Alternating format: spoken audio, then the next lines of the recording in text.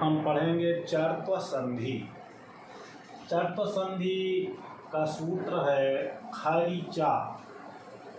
खरिचा सूत्र की व्याख्या है खरि झलाम चरः स्युः। अर्थात यदि झल प्रत्याहार के बाद खर प्रत्याहार है तो उसका चर प्रत्याहार हो जाएगा।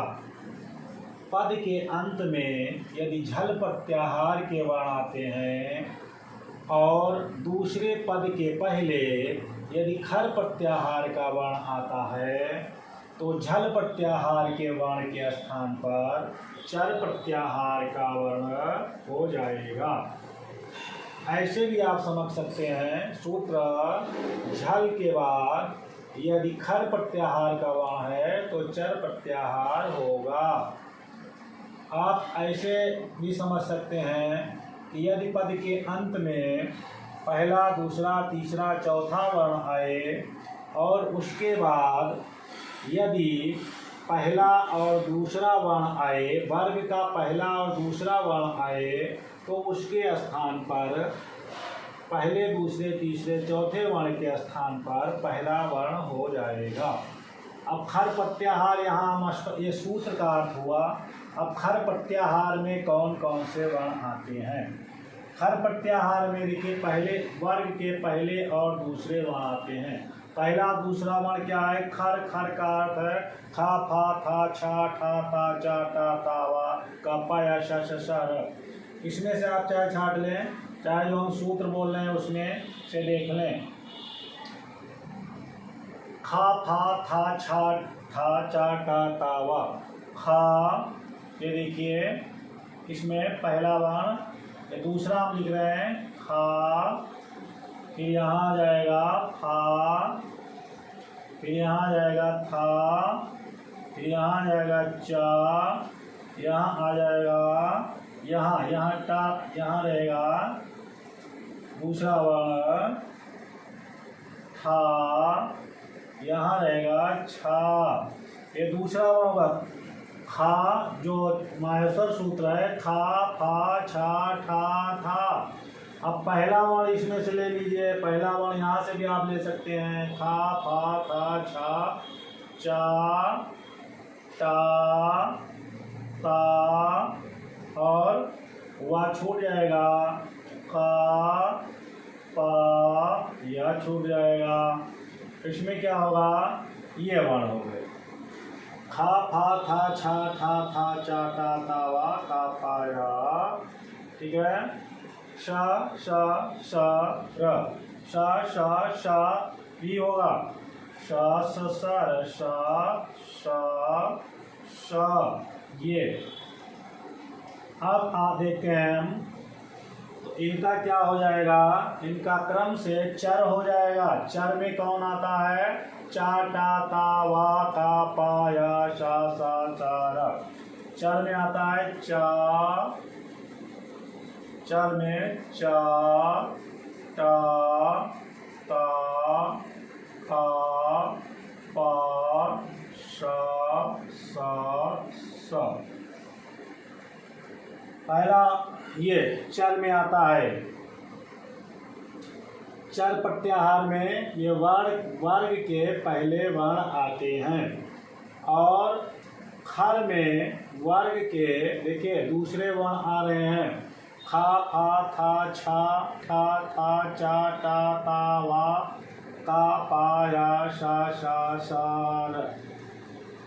खा, फा, था, छा, टा, ता, चा, टा, ता, वा, का, पा, या, शा, शा, सा, र। अब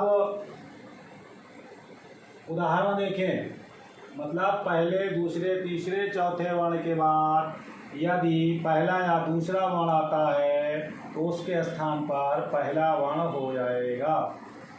संस्कृत के सूत्र के आधार पर समझें, झल प्रत्याहार, ये झल प्रत्याहार के वर्ण हैं। इनके बाद यदि खर प्रत्याहार आता है तो इनका चर प्रत्याहार अर्थात ये वर्ण हो जाएंगे। उदाहरण देखेंगे हम। विपद,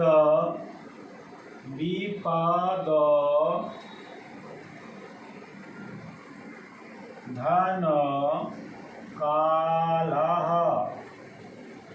विपद धन कालः, विपद धन कालः। अब देखिए ये झल प्रत्याहार का वर्ण है, झल प्रत्याहार का ये ता वर्ग का तीसरा वर्ण है। दा झल प्रत्याहार का वर्ण है। इसके बाद खर प्रत्याहार का वर्ण आया है, तो झल प्रत्याहार के वर्ण को खर प्रत्याहार वर्ण आया है, तो इसका चर प्रत्याहार का वर्ण, तो ये इसको इसी प्रत्याहार, जिस प्रत्याहार का वर्ण आया है उसी वर्ग का ये पहला वर्ण हो जाएगा। दा झल प्रत्याहार के बाद चर प्रत्याहार का वर्ण आया है, तो झल प्रत्याहार के वर्ण को उसी वर्ग का वर्ण हो जाएगा, पहला वर्ण हो जाएगा। तो होगा विपत कालः, विपत कालः। अब आप देखें दूसरा उदाहरण है। दूसरे उदाहरण में आप देख लेंगे संपद धन समय, इसमें भी दा का उदाहरण है। संपद धन समयः, संपद धन समय। अब देखेंगे यहाँ भी ये जो दा है झल प्रत्याहार का वर्ण है, अर्थात ये है तावड़ का तीसरा वर्ण है, तावड़ का। इसके बाद ये श वर्ण आया है, अर्थात खर प्रत्याहार का वर्ण आया है। तो झल प्रत्याहार के बाद खर प्रत्याहार का वर्ण आया है, इसलिए इसका चर प्रत्याहार का वर्ण दा के स्थान पर चर प्रत्याहार का वर्ण होकर के ता हो जाएगा। दा का जिस वर्ग का है उसी वर्ग का पहला वर्ण हो जाएगा। दा ता वर्ग का है, तो दा को उसी वर्ग का क्या है, पहला वर्ग हो जाएगा। दा आया है, दा के बाद क्या आया है हमारा, शा आया है, तो उसी वर्ग का पहला वर्ण हो गया और बना संपत समय, संपत समय। फिर देखेंगे आप अगला जो उदाहरण है, अगले उदाहरण में देखिए ककुभ, ककुभ धन, ककुभ धन प्राप्तः, प्राप्तः। यहाँ पर हम क्या पाते हैं, ये भा झल प्रत्याहार का वर्ण है। प्रथम दूसरा तीसरा चौथा वर्णों में से देखिए चौथा वर्ण है पा वर्ग का, और इसके बाद खर प्रत्याहार का वर्ण आ रहा है पा। झल प्रत्याहार के बाद खर प्रत्याहार का वर्ण आ रहा है। पहले दूसरे तीसरे चौथे वर्ण के बाद पहले दूसरे वर्ण में से ये पहला वर्ण आ रहा है, अतः झल प्रत्याहार के वर्ण के स्थान पर इसी का प्रथम वर्ण ये देखिए हो जाएगा, इसके स्थान पर ये पहला वर्ण हो जाएगा। क्या हो जाएगा, ककुप, ककुप, ककुप प्राप्तः। ये होगा हमारा तीसरा उदाहरण, ककुप प्राप्तः। नेक्स्ट उदाहरण देखें हम, जैसे उद धन कीर्णः, उद धन कीर्ण। यहाँ देखें दा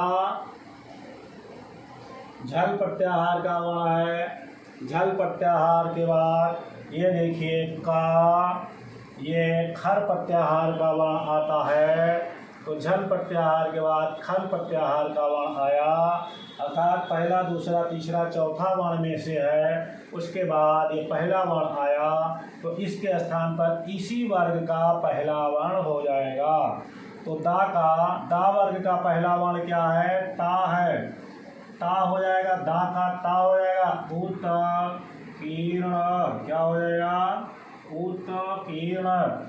अब आगे देखेंगे अगला उदाहरण, एक और दा के देखें, सुहृद,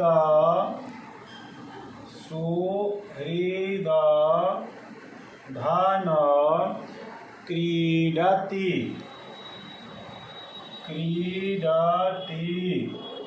यहाँ भी देखिए दा क्या है, झल प्रत्याहार का वर्ण है।